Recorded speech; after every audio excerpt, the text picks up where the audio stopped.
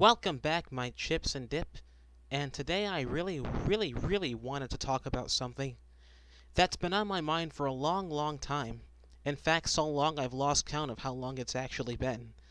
But I think it's important to the times we're living in because it does have some relevance on the current political atmosphere and the current even cultural atmosphere, or some might say countercultural atmosphere. But that is the issue of America's current present-day identity crisis. Now you might ask, what is an identity crisis? I would say an identity crisis, at least in the context of politics, is when a nation has lost sight of what it once was. It's lost sight of its former glory, it's turned away from its roots, and it's turned away from what really made that nation stand out from the others. It's what made nations sovereign. And I would argue that America is actually currently going through this very same identity crisis. America is described as a nation of immigrants, but I beg to differ. I would argue that this is the first sign of noting that America actually has an identity crisis. I would submit to anyone listening to this that no, I beg to disagree. America is not a land of immigrants. America is a land of those whom are descended from immigrants. They are descended from immigrants, but immigrants, no matter how hard they try to imitate the American dream, will never truly encapsulate the American identity. On the contrary, Americans are those which are born to the soil, and those who are raised on the soil. They adopt the Anglo-American mannerisms. They adopt the Anglo-American way of speech, accent, character, and such alike.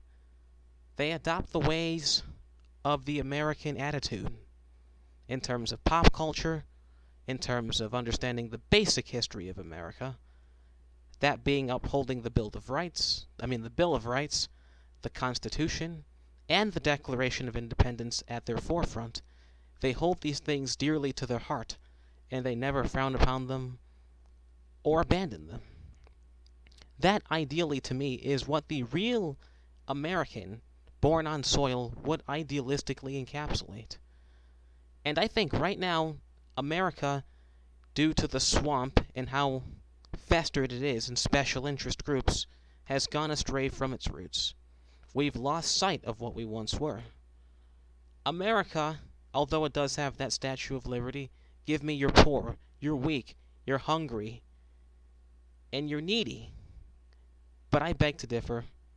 America is a land of those in mind, body, spirit, and integrity believe in the ideals of self-independence, self-governance, sovereignty, natural rights, and the latter.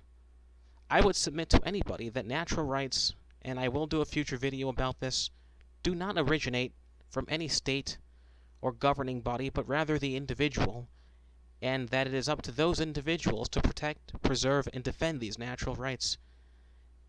Briefly, I will define natural rights as those rights that which are innate to us. They are the innate characteristics of man.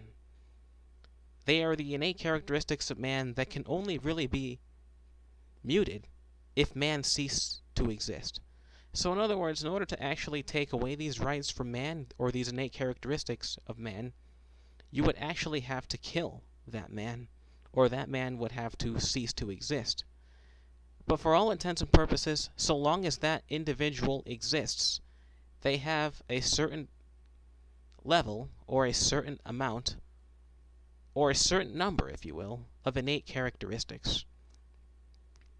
But nonetheless, I'm digressing. America is currently in the middle of this such identity crisis.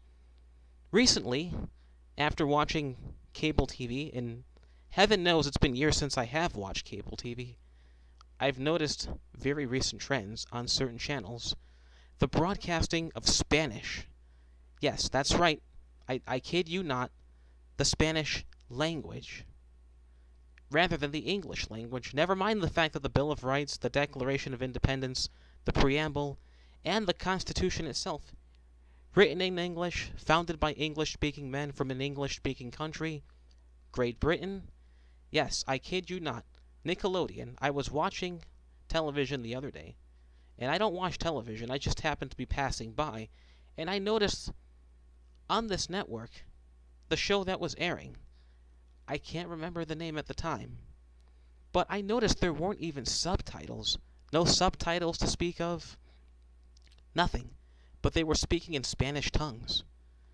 And if any one of you who's tuning into this have been paying attention, recently with Trump's inauguration and the big question of immigration, there's been a bunch of stir-ups over the southern border, in particular the southern border regarding Mexico. And Central Americans, Mesoamericans, and the like have seized opportunity and have taken advantage of this opportunity, and I would consider them to be economic migrants. They seek to come to America through illegal means. And I'm not saying this to fearmonger or to just simply pop out another sense of propaganda, but merely one of concern. I express my sympathies of concern that America has lost its cultural identity. We've gone astray from what we once were. It seems like the biggest message that all of these neo-corporatists and neoliberalists put out is that America is up for grabs. First come, first serve, never mind the language barriers, cultural barriers, or the historical background of any given population. America is up for grab on a silver platter, and we, being globalists that we are, will do everything we can to promote such an act. I respectfully disagree. America is not just up for grabs. I believe that America has an identity, it has a core root, and that root is the Anglo-American way, not just in spirit, and not just even in the body of law, but in the mind. I mean, if you listen to anyone in their speech, their accent, you kind of get an idea whether or not they're American. Their accents kind of give it away. And when I was watching this channel, Nickelodeon is the name of the channel, and I saw their programs airing in Spanish, it made me think, where do we draw the line in the sand? Where do we put our foots down and say, you know, enough is enough? We have a cultural identity, we have a history, and the only real question after we acknowledge these things is whether or not we as Americans have a right to our own homes, have a right to our own history, and have a right to our own future. That's the only real issue going forward. Anything else after that is side. Anything after that is secondary. The question that really is the beginning question, and the most important, is whether or not we have a right to our own homes and our own sovereignty as Americans and our own borders. That's the only real question here. And right now, these people in power, outside of Trump, these neoliberals, these globalists, and the like, and these neo-corporatists, are telling us that we don't. They're telling us in so many words when they air something like Nickelodeon and the programs they have in Spanish that we are undergoing a cultural subversion. We don't have a right to our own homes in their eyes. We don't have a right to our history. We don't have a right to our own culture. We don't have a right to the mannerisms that make America the way it is. And I would urge everybody, if you do see these types of trends in the culture, have these conversations, speak out. This stuff matters. I know we might not think it matters in this postmodernist world we've grown up in, but I think Americans have, to be frank, grown a little too comfortable in postmodern society. We've lost touch of what it actually means to encapsulate that spirit of being an American. In the mind, fundamentally. I don't know if anybody else watching this has kind of noticed the trend, but gradually but surely, and this Nickelodeon station is the perfect example. How could anybody actually agree to airing Spanish? Spanish, not English, but Spanish as the language for a program.